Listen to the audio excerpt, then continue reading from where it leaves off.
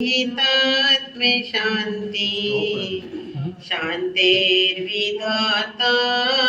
शरणं गतानां भूयाद्भवक्लेशभयोपशान्ति शान्तिर्जिनो मे भगवन् शरण्य शांतिर्जिनो मे भगवान शरण्य।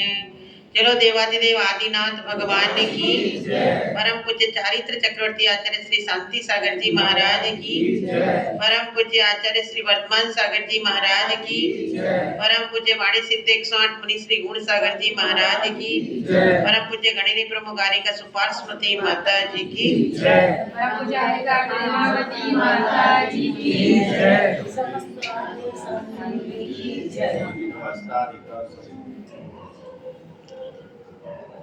अक्षय तृतीया पर्व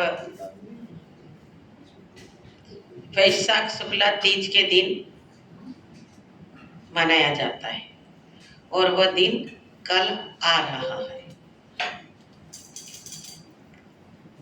आप सबने अक्षय तृतीया के बारे में सुना।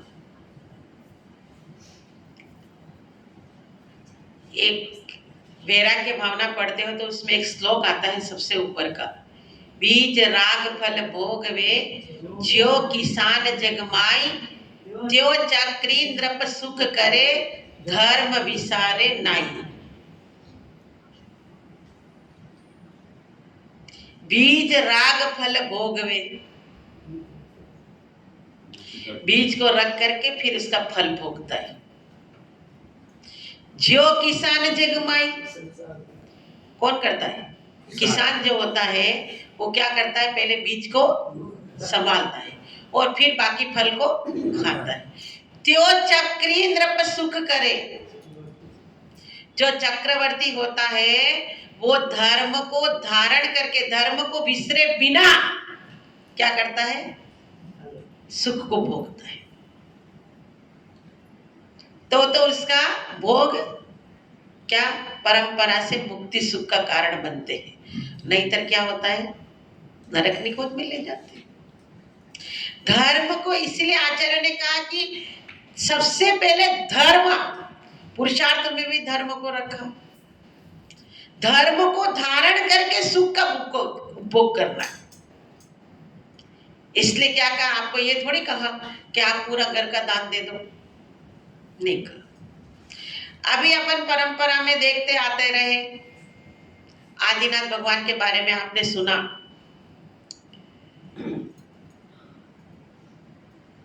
चार दानों की जहां पे संग विवक्षा आती है तो आप लोग यही सुनते हो कि आहार दान, औषध दान, ज्ञान दान, अभय दान, ये जानते हो ना? उसके अलावा आपके कोई दानों का आपको जानते हो? मैंने हमारा जैन धर्म में इतना समेटा हुआ नहीं है और इतना छोटा नहीं है कि आपको खाली मुनिराज को आहार दान दे दो और काम हो गया। सागर धर्मामृत में आचार्य ने 4 प्रकार का दान बताया, पात्र दत्ती, अनवय दत्ती, समदत्ती और दया दत्ती। आप लोगों के मन में हमारा युवा वर्ग बैठा उधर, वैभव बैठा, वो सोच रहा है कि कैसा जैन धर्म स्वार्थी है। बोले मुनि राजा को आहार देने की बात बता दी और किसी गरीब व्यक्ति को दान देने की तो बात बताई नहीं। हमारा जैन धर्म इतना इतना इतना छोटा है। जहां तुम्हारी बुद्धि अंत होती है तो वहां भगवान की बुद्धि चालू होती है। और तीर्थंकरों की वाणी में खाली आहार दान, औषध दान, ज्ञान दान, अभय दान। हम भी जब संघ में आए तो सोचते थे कि गरीबों को दे नहीं गा और खाली आहार दान, औषध दान, ज्ञान दान, अभय दान, आहार दान, औषध दान, ज्ञान दान, अभय दान। हमको बात समझ में नहीं आई कि अपना जैन धर्म में तो छोटा कब से हो गया। जैन धर्म इतना छोटा नहीं। आप सुबह एक अभिषेक करते हो ना, पूजा करते हो, उसमें भी आचार्यों ने एकेंद्री से लेकर के पंचेंद्री तक की व्यवस्था कर रखी है, जिसमें आप कहते हो पाप लगता है, पाप लगता है। इतना सा पानी चढ़ाते हो, जो भी कैसा पानी, प्राशुक पानी को भगवान के ऊपर अभिषेक करने में पाप लग रहा है और बाथरूम में वो नल लगा है, उसको पानी डालने में, मग्गे अंश ने पानी डालने में पाप नहीं लग रहा है, और वो प्राशुक किया, वो पानी छान करके गर्म किया है, ओए थोड़ा डाल दो पाप लगे। क्या समझा आपने? जैन धर्म को समझा क्या है? क्या समझा? भगवान सुमेरु पर्वत में आदिनाथ भगवान का अभिषेक हुआ तो सोदर में ईशान इंद्र ने 1008 कलशों से अभिषेक किया। कितना? 1000। और वो 1008 कलश कैसे हैं? वदन उदर बोलते हो ना। 1 योजन का मुख, 8 योजन का उसका पेट, 4 योजन का लंबाई, ऐसा गड़ा, और 1008 कलशों से अभिषेक किया था। और वो ही जो सुमेरु पर्वत को अभिषेक किया था, वो ही श्रेयांस राजा को स्वप्न में आया था। क्या आया था सबसे पहले? सुमेरु पर्वत, क्योंकि आदिनाथ भगवान का अभिषेक कहाँ हुआ था? सुमेरु पर्वत है, तो उसको सुमेरु पर्वत स्वप्न में आया। अब अपन ऐसा छोटा समझ लिया कि वहां कहा जहाँ दया, भिखारियों की दया, जो बुभुक्ष मतलब क्या बोलते भूखे हैं, उनकी कोई जैन धर्म में व्यवस्था नहीं है, और खाली बस आहार दान दो। ये हमारा जैन धर्म नहीं, ये हमारा जैन धर्म नहीं। आप सुबह खाली अभिषेक करते हो और पूजा करते हो ना इतने से चावल से, उससे भी एकेंद्री से पंचेंद्री तक की व्यवस्था है। वो अभिषेक करके गंधोदक कहाँ डालते हो आप? पेड़ों में। तो पेड़ फलता फूलता है। चावल कहाँ फेंकते हो? छत पे फेंकते हैं, या जहां भी अपनी व्यवस्था जैसी भी होती है। तो चिड़िया खाती है, पशु पक्षी खाते हैं, चींटियां खाती है, सबकी व्यवस्था है कि फल चढ़ाए, नारियल चढ़ाए तो मनुष्य खा लेता, अपना पेट भर लेता। कितनी व्यवस्था है। इसलिए आचार्य ने 4 प्रकार के दान बताए। क्या बताए? आज याद रखना। सबसे पहले समदत्ति। क्या है? समदत्ति। दूसरा अन्वय दत्ति। क्या नाम है? अन्वय दत्ति। तीसरा पात्र दत्ति, और चौथा दया दत्ति। अब दया दत्ति तो अपने को समझ में आ रहा है कि अपने को जीवों पे दया करना चाहिए, और करुणादान जिसको बोलते हैं ना, उसको दया दत्ति समझ में आएगी। अब समदत्ति किसको कहते हैं? कि जो साधर्मीय बंधुओं को अपन जिमाते हैं, उनको वस्त्र आदि देते हैं, ये सब समदत्ति में आ गया। किस में आ गया? जैसे आप जीवन कराते हो ना, जैसे आप हमारी तरफ से जीवन है, कल रस पिलाओगे, गन्ने का रस पिलाओगे ना, तो ये सब समदत्ति की श्रेणी में आ जाता है। और अन्वय दत्ति का ये सुपार्श्वती माता जी ने गृहस्थाचार किताब लिखी है, उसमें सब गृहस्थ को क्या क्या करना चाहिए तो माता जी ने लिखा है। सागर धर्मामृत में भी आया। अन्वय दत्ति का अर्थ क्या होता है? कि अपने धन के 3 हिस्से करना। कितने हिस्से करना? 3 हिस्सा। 1 हिस्सा बड़े बेटे को देना। जब अपना मृत्यु नजदीक आने लग जाए, या अपनी आयु जब पूर्ण होने पर समझ में आ जाए, तो सबसे 3 हिस्सों में से 1 हिस्सा बड़े बेटे को देना।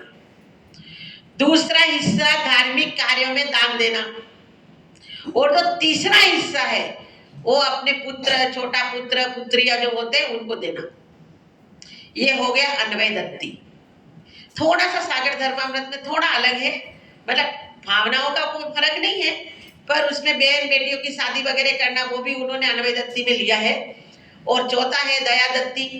और पात्र दत्ति किसको कहा? पात्र दत्ति के 4 भेद किए, जिसको आप कहते हो आहार दान, औषध दान, ज्ञान दान और अभय दान। पात्र दत्ति यानी पात्र को देना। पात्र कौन हो गया? हम। आप क्या हो गए? दाता। क्या हो गए? देने वाला दाता और लेने वाला पात्र। अब पात्र 3 प्रकार के होते हैं, उत्तम पात्र, मध्यम पात्र और जघन्य पात्र। तो उत्तम पात्र मुनिराज है ही, मध्यम में हम चुल्लक चुल्ली का सब आगे, और जघन्य में सम्यक दृष्टि वगैरह सब श्रावक। तो इस प्रकार उत्तम मध्यम जघन्य पात्र होते हैं, उनको दान देना, ये पात्र दत्ति। आहार दान, औषध दान, ज्ञान दान और अभय दान। कल का दिन है आहार दान का है। अब आपने कथा सुनी, तो जो मुनिराज आपको ये पता नहीं हो, जब आदिनाथ भगवान या कोई भी तीर्थंकर, 24 तीर्थंकरों में से जो भी तीर्थंकर दीक्षा लेते हैं, तो दीक्षा लेते ही मौन रहते हैं, बोलते नहीं है।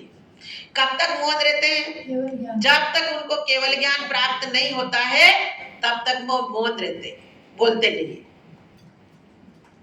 आदिनाथ भगवान तो मौन थे, आहार में उठे इसलिए मौन नहीं था, उनको तो मौन ही था, वो बोले ही नहीं। दीक्षा के बाद उनको बोलना ही नहीं था, क्योंकि जिनेंद्र भगवान की ऐसी आज्ञा है कि जब तक तीर्थंकर भगवान को केवल ज्ञान नहीं होता है तब तक तीर्थंकर भगवान मौन रहते, और वो भी समवस्त्र में वाणी खिलती उनकी, हमारे तुम्हारे जैसे बातें नहीं करते, क्योंकि उनके द्वारा धर्म तीर्थ का प्रवर्तन होना रहता है।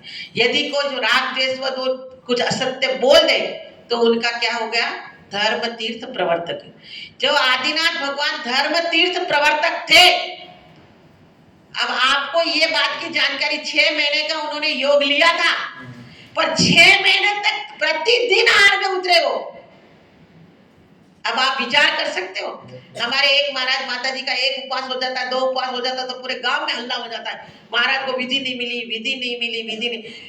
ऐसे तीर्थंकर भगवान को 6 महीने तक, अपन लगातार बोलते 6 महीने तक, 6 महीने में 6 महीना डेली आहार में उठे। जब आहार की बेला होती है तब आहार में उठे, फिर जंगल में जाकर के बैठ गए, फिर आहार में उठे दूसरे दिन, फिर जंगल में जाके बैठ गए, फिर आहार में उठे, फिर ऐसे 6 महीने तक। आज ज्ञानमती माता जी का प्रवचन चंद्रामती जी का आ रहा था, तो 1 साल और 25 दिन, यानी भगवान, मुझे तो याद नहीं, 93 साड़ी के दबदारे बन जाए, नौमी चेत असेत की जजू तियारे पाए।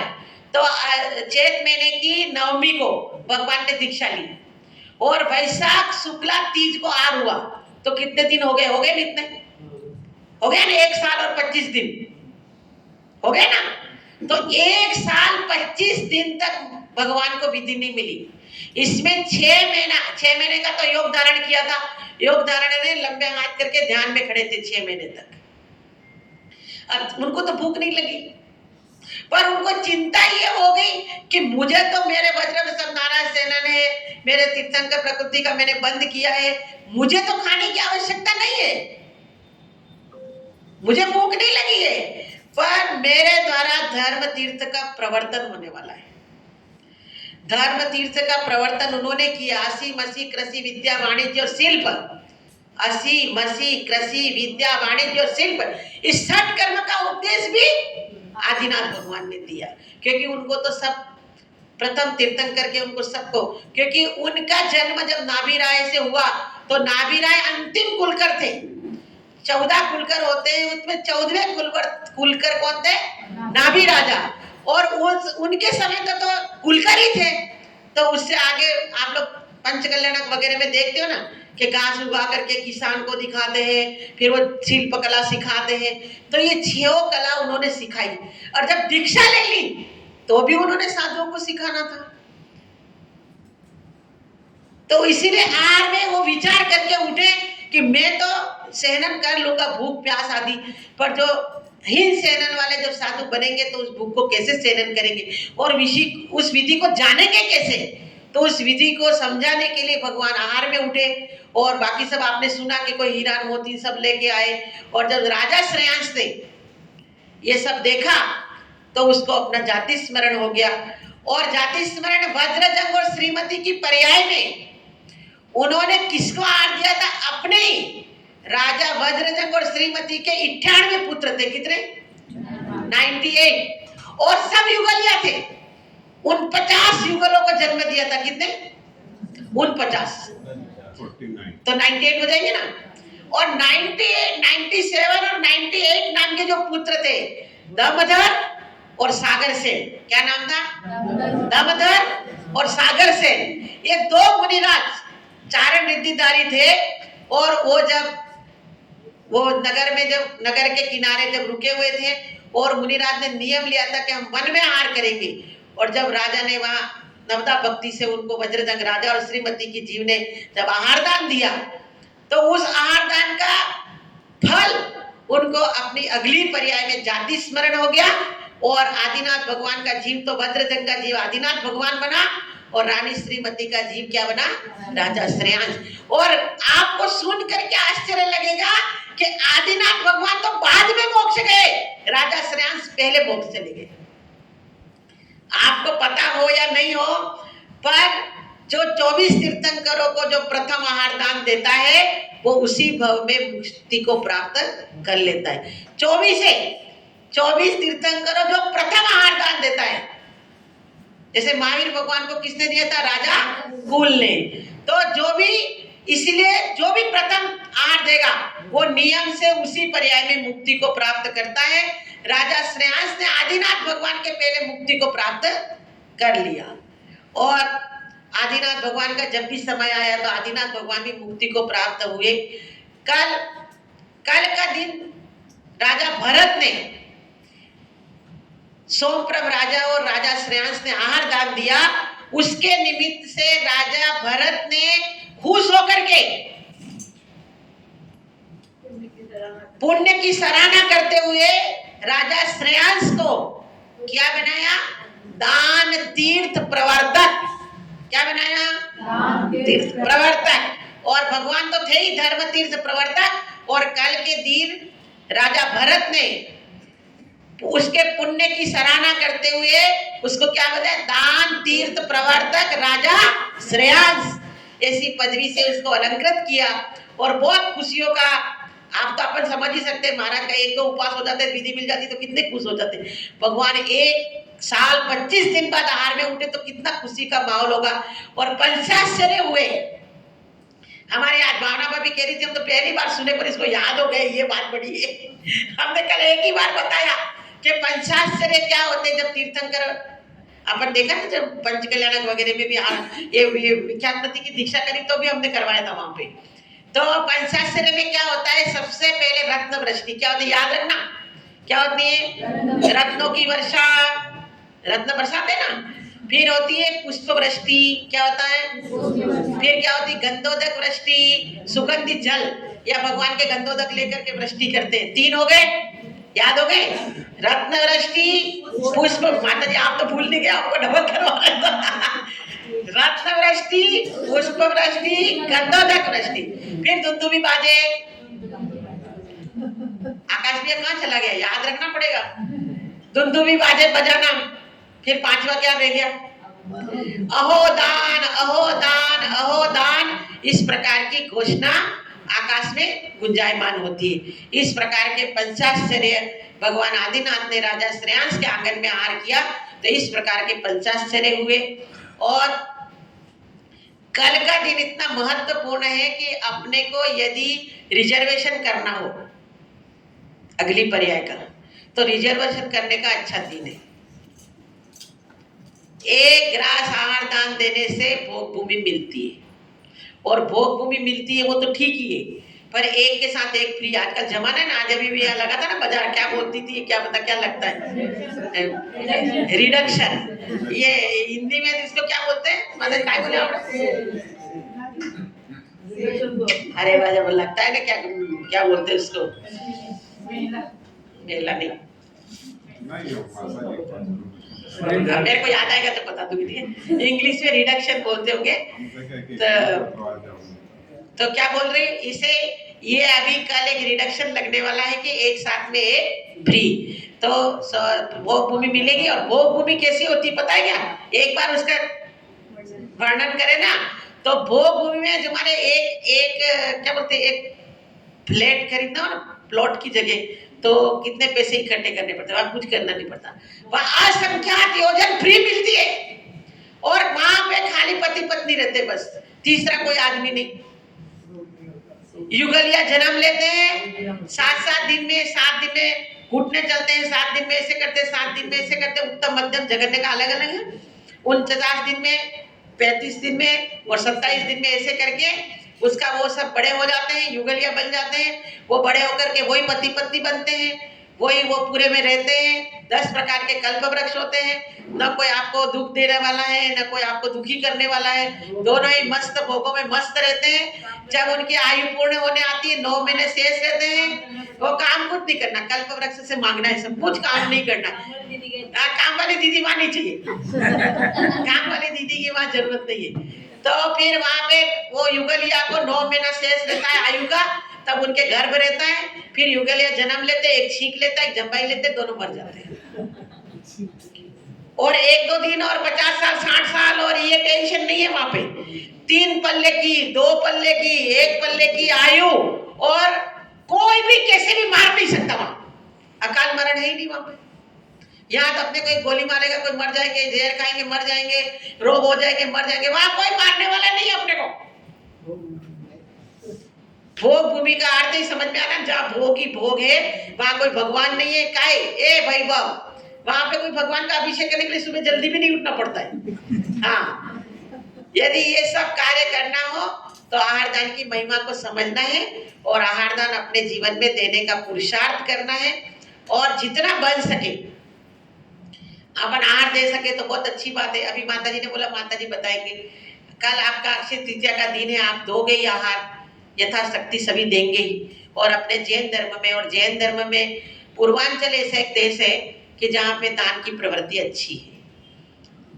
जो भी कुछ कमाते हैं तो अपना दान, क्योंकि यहाँ के लोगों की सबसे अच्छी ये थिंकिंग बहुत अच्छी है। क्या हम हमारे राजस्थान से कुछ लेकर के आए नहीं थे, खाली हाथ आए थे? जो कुछ यहीं का है तो उनको दान देने की प्रवृत्ति अच्छी है। पूर्वांचल में हम लोगों ने 7 साल में यही देखा कि दान देने की प्रवृत्ति अच्छी है।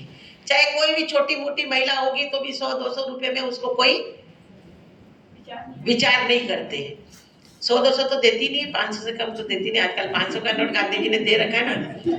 तो इससे अब एक बार अपन 364 दिन नहीं दे पाते हैं तो उसके लिए हम आपको जैसे अपन लोग क्या ऐसे किसी को 1000 रुपया आपने आहार दान के दे दिए, 500 रुपये दे दिए, तो हमारी रोज मन में उस दान के प्रति लगाव नहीं रहता है और उसके प्रति अपन पुण्य नहीं कमाते। तो अब हम आपको बोल रहे हैं कि अपने घर में एक डिब्बा रखने का, एक डिब्बा रखो, और जब 9:30 बजे लगभग आप लोग नाश्ता करने का टाइम भी वही है, 8:45-9, और साधु की चर्या भी इतने बजे ही चालू हो जाती है। तो उस समय वहां पे जाना, और जितने साधु आपको याद हो नहीं हो, जो भी साधु उनको याद करो कि साधु की चर्या अच्छे से निरंतर हो, इसी में भावना करता हूँ। आज मेरा पुण्य नहीं है जो मैं अपने हाथों से आहार दे सकूं, उसके निमित्त से 5 रुपया, 1 रुपया, 50 पैसा जो भी आपको वहां डालना हो, अपनी इच्छा क्षमता के अनुसार। आज जन्मदिन है तो अपने बच्चों से डलवाओ कि बेटा आज तेरा जन्मदिन है, गुल्लक के 5 रुपया डालो। तुम उसको 100 रुपया दो, उसको बोलो 5 रुपया डालो। तो उससे क्या होता है, अब आपके पास इकट्ठे हो गए पैसे, 500 रुपया, 1000 रुपया, जो भी। अब अपने काम में साधु आए, आप कहीं गए तो अपनी चीज लेकर के जाओ, शक्कर का बोरा ही लेके जाओ। सब चौके में शक्कर खाते ही खाते हैं, गेहूं का बोरा ले जाओ, गेहूं खाते ही खाते हैं, चावल ले जाओ। पैसा देना चाहिए, मैं मना ही नहीं कर रही हूँ, पर पैसे की जगह यदि आप शिखर जी जाओ। एक महिला इतनी होशियार थी, यहाँ तो सबके नहीं है, पर जैसे अभी अपनी गाड़ी लेकर के जाते हैं तो आटा पीस के, बूरा बना करके, मसाला पीस करके सब चौकों में देती है, तो वो लगेगा ही लगेगा।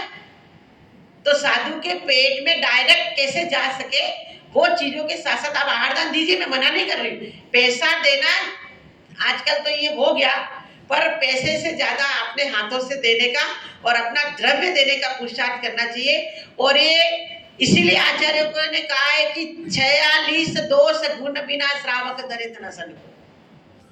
46 दोषों को टाल करके श्रावक के घर आहार करना चाहिए। अभी हम यहाँ आहार करते हैं, यहाँ एक सुनीता भाभी के वहां गए थे, तो मैंने अभी बुआ जी को एक ही बात बोले, गाय भैंस बांधो।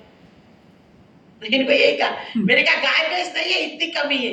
वो सुनीता भाभी के वहां कुआं नहीं था, वो कमी थी, उसके घर पे कुआं नहीं था। यहाँ कुआं सब कुछ है तो गाय भैंस नहीं है। बाकी साधु की चर्या का निरतिचार पालन, हमको कुछ पता ही नहीं है क्या बन रहा है क्या नहीं होता है। तो साधु की चर्या का तो 46 दोष बताए ना, कभी शाम को अपन लोग बैठेंगे तो 46 दोष बताएंगे। कौन से? 32 अंतराय को टाल करके, 14 मल दोषों को टाल करके, सब तुम्हारे निमित्त से हमको दोष लगते हैं, 16 दोष। वो सब दोषों को, ये 16 दोष लगते हैं, तो वो सब दोषों को टाल करके सुकुल अच्छे कुल वाले घर में जाकर के साधुओं को असन यानी आहार ग्रहण करना चाहिए। तो इसीलिए अपन तो सब आहार दान की क्रियाओं को भी जानते हैं, क्योंकि अपन पुण्यशाली है। अपन कभी कभी ऐसा लगता है कि पहले का मतलब चतुर्थ काल के लोग पुण्यशाली थे, जिससे अपन ज्यादा पुण्यशाली है कि अपने को कम से कम आहार दान की विधि तो हम जानते हैं। हमने भी किसी न किसी भाव में कोई न कोई साधुओं को आहार दान दिया होगा, इसलिए हमको निरंतर आहार की प्रवृत्ति जान रहे। कल का दिन बहुत महत्वशाली है। जिन जिन लोग आहार देने की योग्यता रखते हैं या चौके में आने की योग्यता रखते हैं, तो अपने हाथों से, अपना हाथ तो द्रव्य में लग जाए। और चौका नाम इसीलिए पड़ा है, जिसका द्रव्य क्षेत्र काल और भाव शुद्ध होता है, उसको चौका बोलते हैं। चौका क्यों बोलते हैं? द्रव्य, क्षेत्र, काल और भाव, ये चारों जिसमें शुद्ध होते हैं वो चौका। और 16 क्यों बोलते हैं? तो बोले 16 के कपड़े पहन लिए, हम तो 16 में हैं। क्यों 16 क्यों बोलते हैं? कि तुम्हारे श्रावक के निमित्त से 16 दोष हमको लगते हैं। तो 16 कहने का मतलब है कि हमने 16 दोषों को टाल करके भोजन बनाया है, आप ग्रहण करो, इसलिए 16 शब्द बनाए। अपन तो 16 यानी क्या, हाँ सूत का कपड़ा उनका भी पहन दिया, वो तो गया है ना। तो 16 दोषों को टाल करके जो श्रावक के 16 दोष लगते हैं, उद्गम दोष, उस उद्गम दोषों को टाल करके हमने भोजन बनाया है, अब आप ग्रहण करो।